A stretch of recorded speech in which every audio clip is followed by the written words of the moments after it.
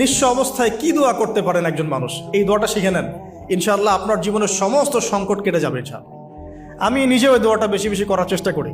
দোয়াটা হচ্ছে, মুসা আলাইহিস সালাম একটা গাছের নিচে হেলান দিয়ে বসলেন, বসে দেখলেন দুইজন মেয়ে দাঁড়িয়ে আছে দূরে, পানি নিতে পারছে না, লোকজন পানি নিয়ে যাচ্ছে, ওরা দাঁড়িয়ে আছে বেচারি। মুসা আলাইহিস সালাম গিয়ে বললেন, কি সমস্যা আপনাদের? এটা নিয়ে আপনারা আবার মেয়েদের সাথে কথা বলার চেষ্টা করেন না, ঠিক আছে? তো মাহারাম গায়রা মাহারাম মেনে চলে। তারা বললেন যে আমাদের বাবা অনেক বৃদ্ধ মানুষ, আমরা পানি নিতে পারি না যতক্ষণ না আমাদের কম পানি নিয়ে চলে যায়। মুসা আলাইহিস সালাম তো একটু বললাম না, ফিজিক্যালি খুব স্ট্রং ছিলেন, থাকে না বডি বিল্ডার, সামনে গিয়ে কথা বলে সরো পানি নিতে দাও, তখন মানুষ একটু মূল্যায়ন করে না। তো মুসা আলাইহিস সালাম এভাবে পানি নিয়ে দিলেন এবং বাছুরদেরকে পানি পান করালেন, করিয়ে গাছের নিচে এসে বসে আছেন। বসে বসে তিনি দোয়া করছেন, এই যে দোয়াটা তিনি দোয়া করছেন, রব্বি, একটা নেক কাজ করলেন, নেক কাজ করলেন না, মানুষের উপকার করলেন, নেক কাজ করে এসে গাছের নিচে বসে দোয়া করছেন, আল্লাহ এখানে তো আমার খাবার পানি বাসস্থান কিছুই নাই, আমি কি করব? রব্বি ইন্নি লিমা আনজালতা ইলাইয়া মিন খায়রিন ফাকির, রব্বি ইন্নি লিমা আনজালতা ইলাইয়া মিন খায়রিন ফাকির। আবার বলেন, রব্বি ইন্নি লিমা আনজালতা ইলাইয়া মিন খায়রিন ফাকির। অর্থ হচ্ছে, হে আল্লাহ, তুমি তোমার পক্ষ থেকে আমার উপরে যে নেয়ামতগুলো দিবে, আমি এর জন্য ফকির হয়ে বসে আছি আল্লাহ।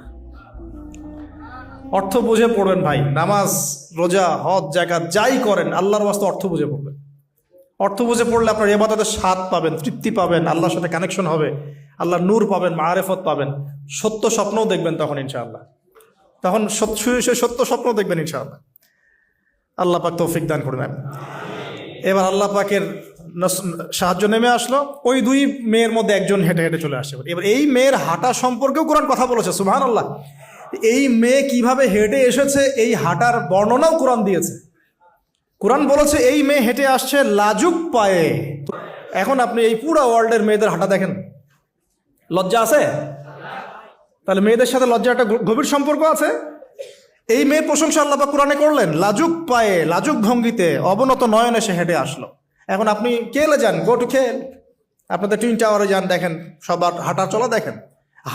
হায়া লজ্জার কোনো বালাই আছে এখানে?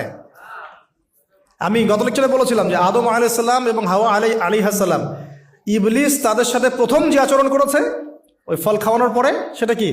তাদের গা থেকে পোশাক খুলে পড়ে গেছে, মানে নগ্ন করে দিয়েছে আমাদের পিতামাতাকে।